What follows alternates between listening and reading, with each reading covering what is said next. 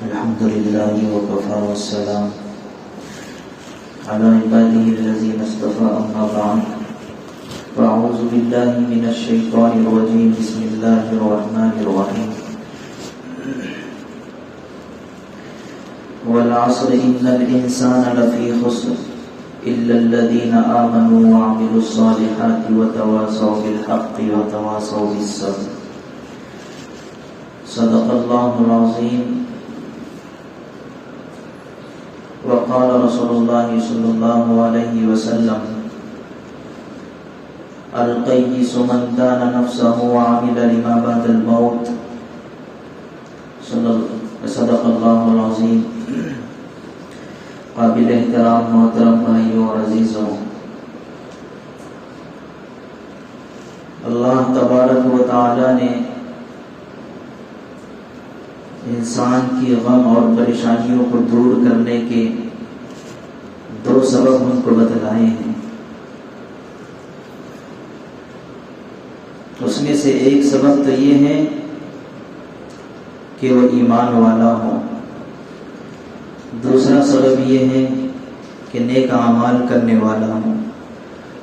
ایمان والا اور عمل صالح دو شرط لگائی ہیں، إِلَّا الَّذِينَ آمَنُوا وَعَمِلُوا الصَّالِحَاتِ وَتَوَاصَوْا بِالْحَقِّ وَتَوَاصَوْا بِالصَّبْرِ. إِلَّا الَّذِينَ آمَنُوا، مگر جو لوگ ایمان لائے اور عمل صالح کیے. آج ہم دیکھتے ہیں دنیا کے اندر کتنے ایمان والے ہیں. بظاہر ایمان والے تو ہیں، مسلمان تو نظر آتے ہیں، لیکن عمل نہیں ہے، عمل سے کوڑے ہیں.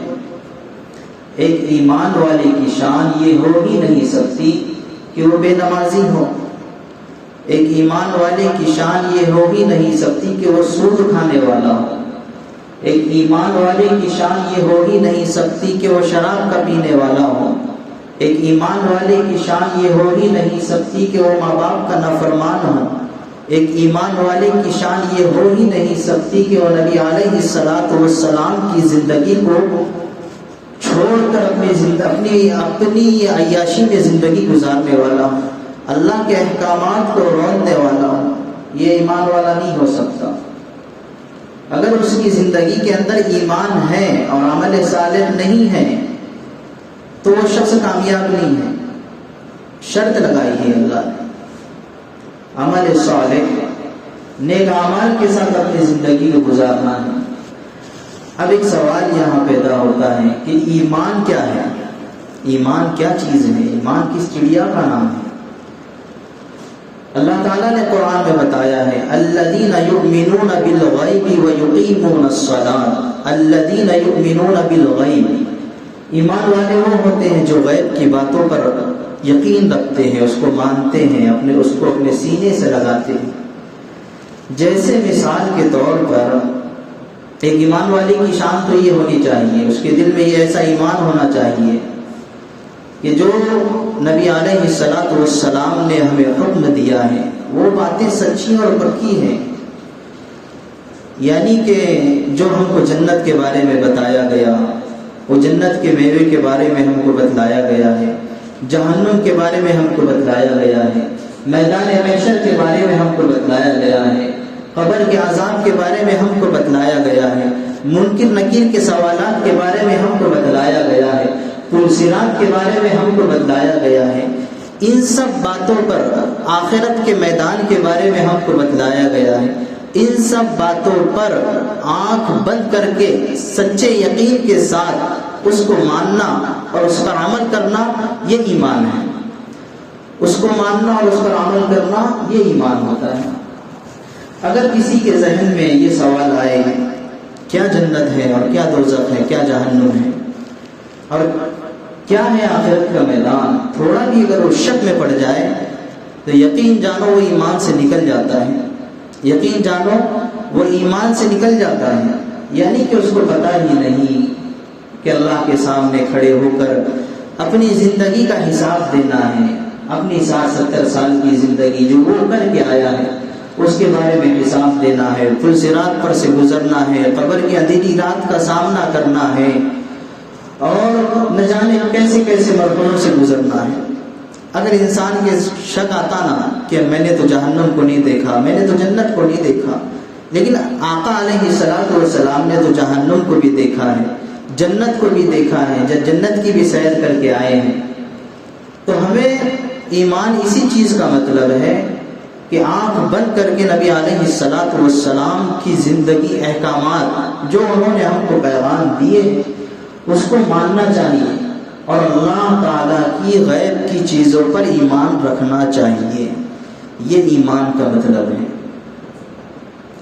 آج بہت سے مسلمان ہیں، بہت کوسوں دور ہیں، ایمان سے کوسوں دور ہیں، نیک اعمال کی تو دور کی بات ہے، ان کو پتہ ہی نہیں قبر کا مسئلہ کیا ہے۔ آج ہمارے سامنے دنیا کے مسائل بہت چھوٹے ہیں میرے بھائیوں، آج ہمارے سامنے کھیتی باڑی کے مسائل بہت چھوٹے ہیں، آج ہمارے سامنے گھوڑا گاڑی اور گھروں کے مسائل بہت چھوٹے ہیں۔ سب سے بڑا مسئلہ ہم انسانوں کا، آپ کا اور میرا بذات خود قبر کا مسئلہ ہے، حشر کا مسئلہ ہے، آخرت کے میدان کا مسئلہ ہے، پل صراط کا مسئلہ ہے۔ زندگی تو سب کی گزر جائے گی۔ ایمان والے اذان کو سنتے ہیں، ایمان والے مسجدوں کے سامنے سے گزرتے ہیں، ایمان والوں کے پاس ایمان والے ایمان کی بات لے کر جاتے ہیں، لیکن وہ عمل نہیں کرتے۔ تو کتنے ایسے ایمان والے ہیں جو عمل نہیں کرتے، عمل سے کوسوں دور ہے۔ وقت یاد رکھو، وقت ان کا بھی گزر گیا جس نے نماز پڑھی، اور وقت اس کا بھی گزر گیا جس نے نماز نہیں پڑھی۔ زندگی تو سب کی گزر رہی ہے۔ وقت کا ہر لمحہ یہ کہتا ہوا گزرا مجھ سے، ساتھ چلنا ہے تو چل میں تو گزر جاؤں گا، ساتھ چلنا ہے تو چل میں تو گزر جاؤں گا۔ نماز کے وقت میں نماز کا اہتمام کرنا چاہیے، یہ زندگی کا اصل سرمایہ ہے۔ نماز چھوٹ گئی چلے گئی، پھر اس کے بعد اللہ ماشاء اللہ کچھ لوگوں کو ہی توفیق ہوتی ہے وہ نماز کو قضا کر لیتے ہیں، دوہرا لیتے ہیں۔ تو اصل بات میں یہ بتلا رہا تھا آپ کو، ایمان اور عمل صالح کا تعلق اللہ تعالیٰ نے جو قرآن میں ہم کو بتلایا، دو شرط لگائی ہے، جو میرے بندے ایمان لے کر آئیں گے اور عمل صالح لے کر آئیں گے، کل قیامت کے دن میدان محشر کے اندر وہی لوگ کامیاب ہوں گے، وہی لوگ مجرموں کی صف سے الگ کیے جائیں گے۔ اور کل قیامت کے دن میدان محشر میں کئی ایسے لوگ بھی ہوں گے جو مجرموں کے صف میں کھڑے ہوں گے اور اللہ تعالیٰ سے فریاد کریں گے۔ اللہ تعالیٰ کہیں گے او مجرموں کی جماعت، اللہ تعالیٰ مجرموں سے مخاطب ہو کر کہیں گے جاؤ جہنم میں چلے جاؤ۔ مجرم لوگ اللہ سے فریاد کریں گے اللہ آج ہم ناکام ہوئے ہیں، اللہ آج ہم کو ایک موقع دے دیجئے، میں نے پیچھے بہت مال چھوڑ کے آیا ہے، میں نے پیچھے بہت کھیتی باڑی چھوڑ کے آئی ہے، میں نے پیچھے بہت گھوڑا گاڑی بنگلے اور اپنی آل و اولاد کو چھوڑ کر آیا ہے، اب مجھے ایک مرتبہ زندگی کا موقع دے دو، اب میں وہ جو سارا مال چھوڑ کر پیچھے آیا ہوں وہ تیرے نام پر خرچ کروں گا، اپنی اولاد کو صحیح دین کی تربیت دوں گا، مسجدوں کو آباد کروں گا، قرآن کی تلاوت کروں گا، تیرے ایک حکم کو بھی نہیں توڑوں گا، دن رات اللہ کے تیرے سامنے سجدہ ریز ہو کر تیرا ذکر کرنے والا رہوں گا۔ اللہ فرمائیں گے کلا، ہرگز نہیں ہو سکتا، زندگی کا موقع ختم، زندگی کھیل تماشا نہیں ہے، بہت قیمتی موقع ہے، بہت قیمتی موقع ہے۔ اجل ہی نے چھوڑا نہ کسرا نہ دارا، اسی سے سکندر سفاتے بہارا، جگہ جی لگانے کی دنیا نہیں ہے، یہ عبرت کی جا ہے تماشا نہیں ہے، یہ عبرت کا مقام ہے۔ ہمیں اپنے آپ کو بنانے کے لیے اللہ تعالیٰ نے اس دنیا کے اندر بھیجا ہے کہ جس طرح سے ایک انسان محنت کرتا ہے، دنیا کے اندر پیسہ کمانے کے لیے محنت کرتا ہے، اپنے بزنس کو بڑھانے کے لیے محنت کرتا ہے، اپنے کاروبار کو بڑھانے کے لیے محنت کرتا ہے، صبح نکلتا ہے شام کو گھر واپس آتا ہے، ویسے ہی ایمان کو بنانے کے لیے بھی محنت شرط ہے، محنت کرنی ہوگی، اپنے قدموں کو اللہ کے راستے میں لگانا ہوگا، مسجدوں کی طرف بڑھنا ہوگا اور اللہ کے گھروں کو آباد کرنا ہوگا۔ ایمان کی بھی محنت ہے، ایسے ہی گھر بیٹھے اور بیٹھے بٹھائے نہیں مل سکتا، نہیں مل سکتا۔ ایک واقعہ میں آپ کو بتاتا ہوں، اس سے پہلے یہ بات سن لیں کہ جو چیز اگر ہم آنکھوں سے دیکھ لیتے ہیں اس پر تو یقین کر لیتے ہیں۔ جیسے مثال کے طور پہ اگر میں آپ سے کہہ دوں کہ میرے ہاتھ میں قلم ہے، تو آپ نے اس قلم کو دیکھا، مان لیے قلم ہے، اور پھر میں اس قلم کو اپنی جیب میں یا چھپا کر کہیں پر رکھ دوں اور یہ کہوں آپ سے کہ اب میرے پاس میرے ہاتھ میں قلم ہے، تو آپ بولیں گے نہیں آپ کے پاس قلم نہیں ہے، آپ کیونکہ دکھ رہا نہیں، بظاہر دکھ رہا نہیں ہے۔ تو جو چیز ہم کو نظر آ جاتی ہے اس کو ہم مان لیتے ہیں، اور جو چیز نظر نہیں آتی اس کو ہم نہیں مانتے۔ لیکن ایمان کا مسئلہ ایسا نہیں ہے، جو چیز ہم کو نبی علیہ الصلوۃ والسلام نے بتلائے ہیں، جو احکامات انہوں نے ہم کو پیغام دیے ہیں، اس کو ماننا، ہم اپنی آنکھوں سے دیکھیں نہ دیکھیں۔ دیکھو دنیا امتحان گاہ ہے، ایک بات یاد رکھیں، ایک جملہ بتاتا ہوں، دنیا امتحان گاہ ہے، اور امتحان کے اندر سوال کا جواب نہیں بتلایا جاتا، امتحان کے اندر سوال کا جواب نہیں بتلایا جاتا۔ اگر سوال کا جواب امتحان کے اندر بتلا دیا جائے تو پھر امتحان کا مقصد باقی نہیں رہتا، امتحان کا مقصد باقی نہیں رہتا۔ ویسے ہی نبی علیہ الصلوۃ والسلام نے جو باتیں ہم کو بتلائی ہیں اس کو دل و جان سے تسلیم کرنا اور اپنے آپ کو اللہ کے احکامات کے مطابق زندگی گزارنے والا بنانا، یہ مسلمان کی شان ہونی چاہیے، نبی کی سنتوں پر چلنے والا ہونا چاہیے۔ ایک مسلمان کی شان تو یہ ہونی چاہیے کہ وہ نمازی ہو، وہ سود سے بچنے والا ہو، وہ جھوٹ سے بچنے والا ہو، وہ اللہ کی نافرمانی سے بچنے والا ہو، وہ زنا سے بچنے والا ہو، وہ چوری سے بچنے والا ہو، وہ پڑوسیوں کو تکلیف دینے سے بچنے والا ہو، اس کی نظر دنیا پر نہ ہو، اس کی نظر کھیتی باڑی پر نہ ہو، اس کی نظر مال و دولت پر نہ ہو، اس کی نظر تو اس کی قبر پر ہو، اس کی نظر تو آخرت کے میدان محشر پر ہو، اس کی نظر تو اللہ کے سامنے کھڑا ہو کر جواب دینے پر ہو، یہ فکر ہونی چاہیے۔ حضرت سلمان فارسی رضی اللہ تعالیٰ عنہ ایران سے چلے تھے، کیسی ایمان کی فکر، ایران سے مدینہ المنورہ کی طرف چلے گئے۔ جانے کے بعد نبی علیہ الصلوۃ والسلام کی مجلس میں بیٹھے، بڑا لمبا سفر کیا ایران سے سلمان فارسی رضی اللہ تعالیٰ عنہ نے۔ نبی علیہ الصلوۃ والسلام کی مدینہ منورہ میں مجلس لگی، وہاں شریک ہوئے۔ شریک ہونے کے بعد یہ آیت سنی، یا ایھا الذین آمنوا قوا انفسکم واہلیکم نارا، اے ایمان والو تم اپنے آپ کو اور اپنی اولاد کو جہنم کی آگ سے بچا لو، اے ایمان والو تم اپنے آپ کو اور اپنی آل و اولاد کو جہنم کی آگ سے بچا لو۔ اس کے بعد حضرت سلمان فارسی رضی اللہ تعالیٰ عنہ کی آنکھوں میں آنسو آ گئے، اور ایسا عالم ہو گیا کہ انہوں نے تنہائی اختیار کر لی۔ وہ مجلس سے ختم ہونے کے بعد وہ کسی سے ملاقات نہیں کیے، وہ دور دراز جنگل پہاڑی کے علاقے میں جا کر بیٹھے۔ پھر اللہ کے نبی صلی اللہ علیہ وسلم نے فرمایا، سلمان فارسی نظر نہیں آتے، کہاں چلے گئے؟ صحابہ نے پوچھا، وہ مجلس میں تو تھے لیکن وہ پتہ نہیں کہاں چلے گئے۔ پھر جب صحابہ نے تلاش کیا، دیکھا کہ سلمان فارسی رضی اللہ تعالیٰ عنہ ایک ویران پہاڑ کے اوپر جا کر بیٹھے ہیں، اور وہاں پر اللہ سے دعائیں کر رہے ہیں، اللہ میں اپنی آل و اولاد کو جہنم کی آگ سے کیسے بچاؤں گا، اللہ میں اپنی آل و اولاد کو جہنم کی آگ سے کیسے بچاؤں گا۔ یہی آل و اولاد کہیں کل قیامت کے دن میرا گریبان نہ پکڑ لے اور مجھ سے یہ نہ کہے یہی وہ شخص تھا جو میری دنیا کی ضرورتیں پوری کرتا تھا لیکن مجھے کبھی نماز کے لیے نہیں کہتا تھا، یہی وہ شخص تھا جو میری ضروریات کو پورا کرتا تھا لیکن مجھے کبھی دین کی بات نہیں بتلائی۔ ہمارے دلوں میں ڈر اور خوف ہونا چاہیے اللہ کا۔ تو اصل بات یہ بتا رہا تھا کیسا ایمان صحابہ کا تھا، کیسا ڈر ان کے دلوں میں تھا۔ ایک آیت اللہ قرآن کی آیت سن لیتے تھے تو آنکھوں سے آنسو جاری ہو جاتے تھے، عمل کی طرف گامزن ہو جاتے تھے، عمل کرنے کا جذبہ دلوں میں جاگ اٹھتا تھا۔ اور ایک واقعہ میں آپ کو سناتا ہوں، ہارون رشید ایک بہت بڑے بادشاہ گزرے ہیں۔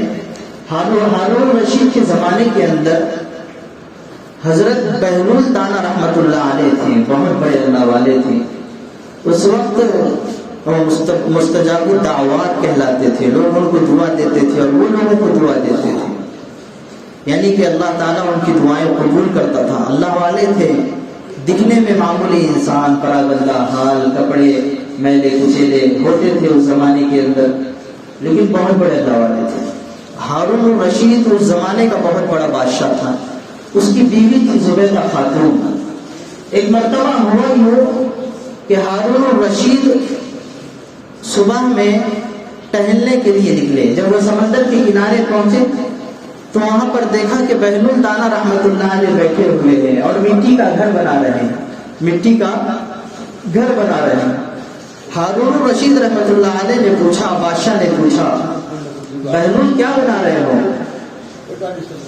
تو بہلول دانا رحمتullah علیہ نے جواب دیا، میں مٹی کا گھر بنا رہا ہوں اور میں اس کو بیچنا چاہتا ہوں۔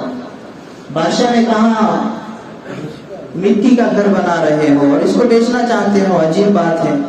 بادشاہ کو عجیب لگا کیونکہ بڑی سلطنت کا مالک تھا، بڑے محل میں رہنے والا تھا ہارون الرشید بادشاہ۔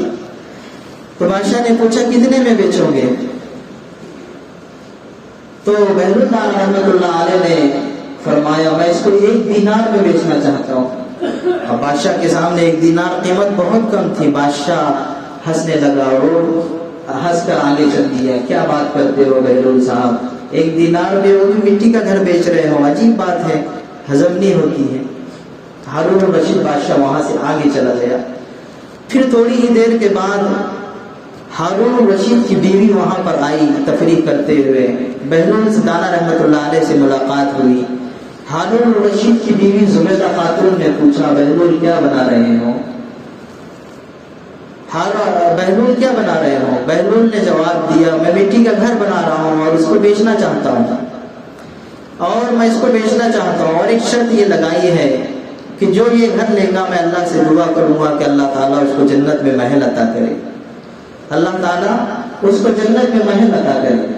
تو بیوی نے پوچھا اس کی قیمت کتنی ہے؟ 1 دینار ہے۔ تو بیوی نے اس گھر کو 1 دینار دے کر اس گھر کو خرید لیا۔ پھر اسی رات جب ہارون الرشید رات ہوئی، جب سوئے تو دیکھا کہ خواب میں ان کو جنت کے نظارے ہو رہے ہیں، بادشاہ کو جنت کے نظارے ہو رہے ہیں، جنت کی وہ ٹہنیاں، وہ میوات اور وہ باغ محلات، وہ چمکتے ہوئے ہیرے جواہرات موتی، وہ سب ہارون الرشید بادشاہ کو نظر آ رہے ہیں کہ ایک محل بہت خوبصورت ہے اور اس محل کے اوپر ایک نام لکھا ہوا ہے جس کا نام زبیدہ خاتون ہے۔ اس محل کے اوپر ایک نام لکھا ہوا ہے زبیدہ خاتون ہے۔ تو بادشاہ نے خواب میں دیکھا کہ چلو اب محل کی زیارت کر کے آتا ہوں۔ تو جب زیارت کرنے دروازے پر پہنچے تو وہاں پر روک لیے گئے، روکنے کے بعد ان سے کہا گیا یہ محل آپ کا نہیں ہے، یہاں پر اصول ہے، یہاں پر شرط ہے، یہاں اس محل پر جس کا نام ہوگا اسی کو اندر داخلہ ہوگا۔ تو بادشاہ کہنے لگا یہ تو میری بیوی کا نام ہے اور میری بیوی کا تو حق ہے کہ میں اس کے محل میں جا سکوں، نہیں ایسا نہیں ہو سکتا، یہاں کا معاملہ الگ ہے، محل پر جس کا نام ہوگا وہی اندر جا سکے گا۔ بیوی نے چونکہ وہ 1 دینار کے اندر مٹی کا گھر خرید لیا تھا اور صلی اللہ علیہ نے دعا بھی کیا تھا۔ تو پھر جب صبح ہوئی تو صبح ہونے کے بعد ماجرا دیکھا، بادشاہ کو سمجھ میں آیا یہ اسی کی بہلول دانا رحمتullah علیہ کی برکت ہے، شاید میری بیوی ہو سکتا ہے میری بیوی نے 1 دینار دے کر اس کو گھر کو خرید لیا ہے، اور بہلول دانا رحمتullah علیہ نے اس کے لیے دعا فرمائی ہے جو میں نے خواب میں دیکھا ہے کہ میری بیوی کا محل جنت کے اندر تیار ہو چکا ہے اور اس محل کے اوپر اس میری بیوی کا نام لکھا ہوا ہے۔ دوسرے دن بادشاہ اسی بہلول دانا رحمتullah علیہ کے پاس پہنچے، پھر وہ دوسرے دن مٹی کا گھر بنا رہے تھے۔ ان سے پوچھا بادشاہ نے کتنے میں بیچنا چاہتے ہو؟ تو بہلول دانا رحمتullah علیہ نے کہا اب اس کی قیمت بڑھ گئی ہے، اب اس کی قیمت تیری جتنی بادشاہت ہے اور اس کی جتنی دولت ہے اتنی قیمت اس مٹی کے گھر کی ہے۔ بادشاہ نے کہا کل تو 1 دینار میں دے رہے تھے، آج تو پوری بادشاہت مانگ رہے ہو، عجیب آدمی ہو۔ تو بہلول دانا رحمتullah علیہ نے کہا کل بغیر دیکھے سودا ہو رہا تھا، آج دیکھ کر سودا ہو رہا ہے۔ کل بغیر دیکھے سودا ہو رہا تھا، آج دیکھ کر سودا ہو رہا ہے۔ چونکہ خواب میں دیکھ لیے تھے زبیدہ کا نام محل پر لکھا ہوا ہے، جنت میں محل مل گیا، بادشاہ کو بھی لالچ ہوئی۔ اب بادشاہ نے جب وہ محل دیکھا تو بادشاہ کو اپنے محل بہت چھوٹے لگنے لگے، دنیا کی کیا حیثیت ہے یہ محل، دنیا کے گھروں کی اور دنیا کے تاج و تخت کی اس جنت کے سامنے کیا حیثیت ہو سکتی ہے بھلا بتاؤ۔ تو بادشاہ حیران اور پریشان ہو گیا۔ تو اصل چیز میں آپ کو یہ بتلانا چاہتا ہوں تو یہی ایمان ہے، جو چیز ہم نے نہیں دیکھے ہیں اس پر یقین کرنا ہے، اس کی قیمت بہت ہے۔ اللہ تعالیٰ نے ہم کو جو بتلایا ہے یوں ہی نہیں بتلایا، نبی نے جو پیغام ہم کو دیا ہے ایسے نہیں دیا۔ بغیر دیکھے ایمان اور اللہ کے نبی صلی اللہ علیہ وسلم کی بات پر عمل کرنا یہ ایمان والے کی شان ہوتی ہے، اور یہی ایمان کا تقاضا ہے۔ دیکھنے کے بعد تو کوئی بھی لے سکتا۔ اب دیکھو مثال کے طور پہ، اور ایک مثال آپ کو دیتا ہوں، کسی شخص کے سامنے بتلا دیا گیا بھائی تو اتنی محنت کر، تجھے وہ فلاں محل ملے گا یا گھر ملے گا۔ ظاہر بات ہے انسان محنت کرے گا اس گھر کے لیے۔ ایمان ایسا نہیں ہے، ایمان کا تقاضا الگ ہے۔ بغیر دیکھے ایمان آزمائش بھی ہے، بغیر دیکھے اس چیز پر چلنا ہی اصل ہے۔ اللہ کے نبی صلی اللہ علیہ وسلم کے زمانے کے اندر اللہ کے نبی صلی اللہ علیہ وسلم جہاد سے واپس آ رہے تھے۔ جہاد سے واپس آنے کے بعد اللہ کے نبی صلی اللہ علیہ وسلم نے وضو فرمایا، یہ تیمم فرمایا۔ تیمم فرمانے کے بعد صحابہ بھی وہیں کھڑے تھے۔ صحابہ نے پوچھا اللہ کے نبی پانی تو وہاں پر موجود ہے، تھوڑی سی دوری کے فاصلے پر، آپ نے تیمم کیوں فرمایا؟ اللہ کے نبی صلی اللہ علیہ وسلم نے بہت قیمتی جملہ، بہت قیمتی جواب دیا کہ مجھے یہ نہیں پتا کہ میں اس پانی تک پہنچوں اور میں اللہ کو پیارا ہو جاؤں۔ مجھے اپنی زندگی کا کوئی پتہ نہیں، مجھے اپنی موت کی کوئی خبر نہیں ہے۔ اللہ کے نبی صلی اللہ علیہ وسلم کی حدیث ہے۔ پھر فرمایا صحابہ نے، اصل بات جو آپ کو بتلانی تھی وہ یہ ہے، صحابہ نے پوچھا کہ سب سے بہترین ایمان والے کون سے ہیں؟ سب سے بہترین ایمان والے کون سے ہیں؟ صحابہ نے جواب دیا سب سے بہترین ایمان والے تو نبی ہو سکتے ہیں، کیونکہ انہوں نے اللہ کو دیکھا ہے اور اللہ تعالیٰ نے ان کا انتخاب کیا ہے، اللہ تعالیٰ نے ان کو نبی بنایا ہے اور بڑے عہدے دیے ہیں۔ اللہ کے نبی صلی اللہ علیہ وسلم نے فرمایا نہیں، سب سے بہترین ایمان والے نبی نہیں ہیں۔ پھر صحابہ نے فرمایا کون ہے؟ اللہ کے نبی صلی اللہ علیہ وسلم نے فرمایا کون ہو سکتا ہے؟ صحابہ نے فرمایا ہم لوگ ہو سکتے ہیں، صحابہ ہو سکتے ہیں، کیونکہ صحابہ نے اللہ کے نبی کو دیکھا ہے۔ اللہ کے نبی نے فرمایا نہیں، تم بھی نہیں، کیونکہ تم نے مجھے دیکھا ہے، ایمان لائے ہیں اور وحی کو اترتے ہوئے دیکھا ہے، قرآن کو نازل ہوتے ہوئے دیکھا ہے، تم نے اپنی آنکھوں سے دیکھا ہے، تم بھی نہیں ہو سکتے۔ پھر اللہ کے نبی صلی اللہ علیہ وسلم نے فرمایا سب سے بہترین ایمان والے وہ ہوں گے جو میری بعد میری امت میں ایسے لوگ ہوں گے جنہوں نے نہ فرشتوں کو دیکھا ہے، نہ اللہ کو دیکھا ہے، نہ مجھے دیکھا ہے، لیکن آنے والی امت کے اندر ہمارے علماء، علم والے حضرات ایسے ہوں گے جو ان کو دین کی باتیں بتلائیں گے اور وہ ایمان والے سن کر عمل کرنے والے ہوں گے۔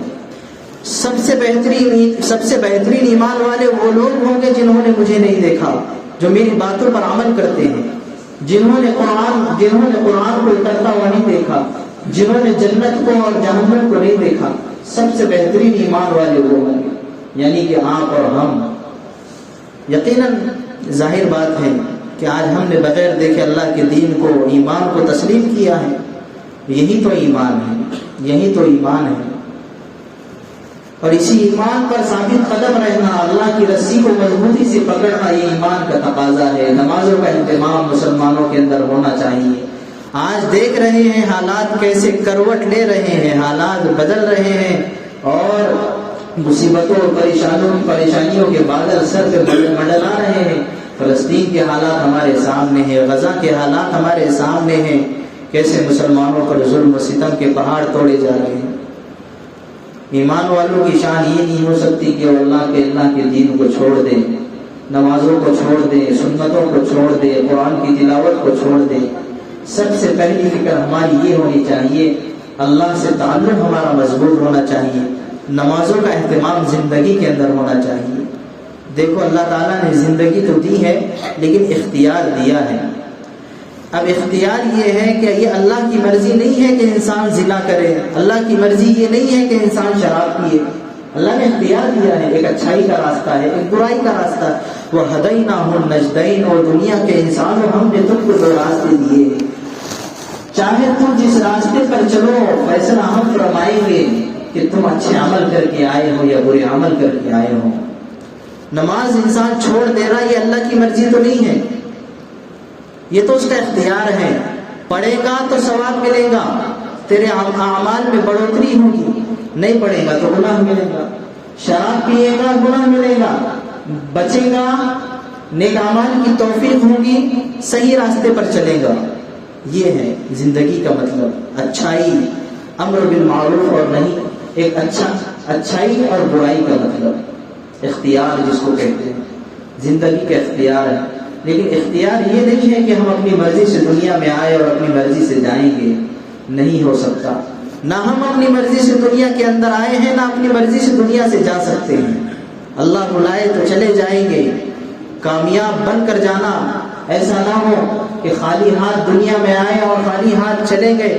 دنیا کے لیے بڑی محنتیں کی ہے اور وہاں جا کر انسان میدان محشر کے اندر یہ تمنا کرے، اللہ میں بہت مال پیچھے چھوڑ کر آیا ہوں، بہت کھیتی باڑی پیچھے چھوڑ کر آیا ہوں، ایک موقع مجھے دے دے، میں ساری زندگی اب تیری عبادت کروں گا، وہ جو مال چھوڑ کر آیا تھا وہ بھی تیرے نام پر لگا دوں گا. اللہ فرمائیں گے کہ اللہ اب ہرگز نہیں ہو سکتا.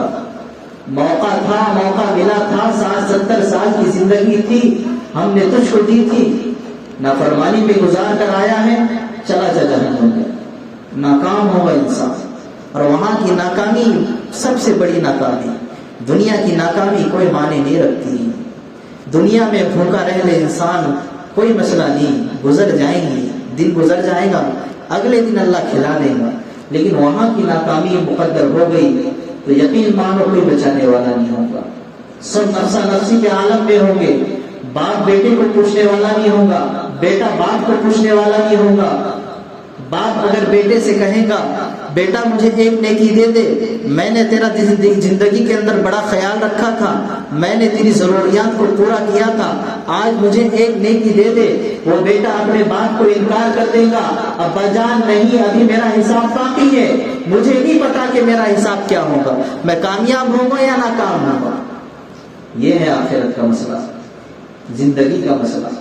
اس لیے میرے بھائیوں، ہم سب اپنے آپ کو پہچانیں، اپنے آپ کی قدر کریں، اپنے ایمان کی قدر کریں، اور آخرت کے دن پر، قبر پر، حشر پر، پل صراط پر اپنے ایمان کو جمائیں، اس کو سچے دل سے تسلیم کریں، اس کے اندر بالکل شک کی گنجائش نہیں ہونی چاہیے. اللہ کے احکامات کو پورا کرے. اللہ تعالیٰ سے دعا ہے کہ اللہ تعالیٰ مجھے اور آپ کو کہنے سننے سے زیادہ عمل کی توفیق نصیب فرمائے.